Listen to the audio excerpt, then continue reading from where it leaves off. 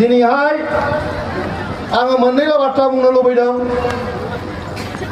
जे दिनै जे बिटिसि सरकारा एबसुखौ बखिबाय थादों बड'लेण्डनि बागै बुंबाय थादों बेयो एसे उल्टासो बिथांमोना एसे उल्टा मारिदों बर' रायजो राजाफोरनि गेजेरावबो आलदा बुङो आरो गुबुन हारिफोरनि गेजेरावबो आलदा बुङो बाथ्राया जाबाय राजनिति भट मोननांगौ भट मोननायनि सार्थ'आव बिथांमोना खोथाखौ उल्टा पाल्टा बुंबाय थादों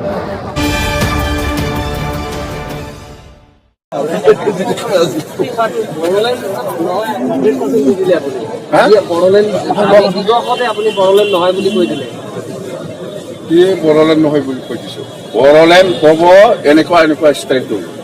এইটোহে কৈছে আন্দোলন নহয় এইটোতো আন্দোলনটো এনে বড়োলেণ্ড নৰেজ বুলি ক'লেই বড়োলেণ্ড নহয় এইটো এক্টিংহে যিটো আজি আন্দোলন কৰি আছে এইটো কলৰ এক্টিং বড়োলেণ্ড মুভমেণ্টৰ এটা এক্টিং এইটো যদি নাপায় সিহঁতে 100% জানে স্যার এফসুর আন্দোলন ভুয়া এফসুর আন্দোলনটো স্যার আফসু আন্দোলন আজি আমি থকা সময়ত আফসু আন্দোলনটো ভুৱা নহয় সেই সময়ত আন্দোলনটো আজি যিটো কৰি আছে এইটোতো কাম নাই এইটোতো ইলেকশ্যনাৰী ভ্ৰমণ কৰাটো মংগলদৈত খেলিলেও জিকিবহি আৰু তেজপুৰ কাটি থাকে এই কথাটো চৰকাৰো বুজি পোৱা উচিত যে আমি বড়োসকলে একো দুখ কৰা নাই আমি খিলঞ্জীয়া মানুহ হিচাপে নিজৰ দায়িত্ব পালন কৰি আছোঁ যে ভাৰতৰ যি আইন কানুন সেইটো আমি মানি চলিছোঁ ভাৰতৰ যি কৰ্মসূচী সেই কৰ্মসূচীত আমি যোগদান কৰিছোঁ ভাৰত ৰাষ্ট্ৰখনে যি কয় এই কথাই আমি আজিলৈকে মানি চলিছোঁ কিন্তু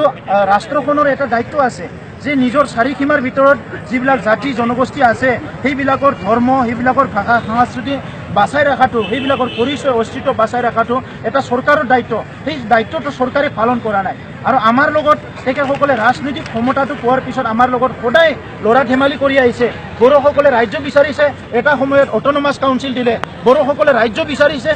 একে আন্দোলন কৰা আন্দোলনত কোনো টেষ্ট নিদিয়াকৈ উত্তৰাখণ্ড ঝাৰখণ্ড ৰাজ্যবিলাক হৈ গ'ল কিন্তু আমাক এটা কাউন্সিল দিলে আৰু আজিলৈকে ভাৰত চৰকাৰে ৰাজনৈতিকভাৱে আমাক ব্যৱহাৰ কৰি আছে যেতিয়া ইলেকশ্যন আহে তেতিয়া আমাৰ ওচৰত আহি ভোট বিচাৰে এইটো কংগ্ৰেছে হওক বিজেপিয়ে হওক কিন্তু আমাৰ যিটো সমস্যা এইটো সমাধান কৰা নাই সেইকাৰণে আমি চৰকাৰক সকীয়াই দিছোঁ যে ভাৰতত যদি আৰু নতুন ৰাজ্য হয় কিবা এটা ব্যৱস্থা গঠন কৰা হয় তাত যদি বড়োলেণ্ড বাদ পৰি যায় আমি এই কথাটো কোনো সহ্য নকৰোঁ এই কথা স্পষ্ট কৰি দিয়া হৈছে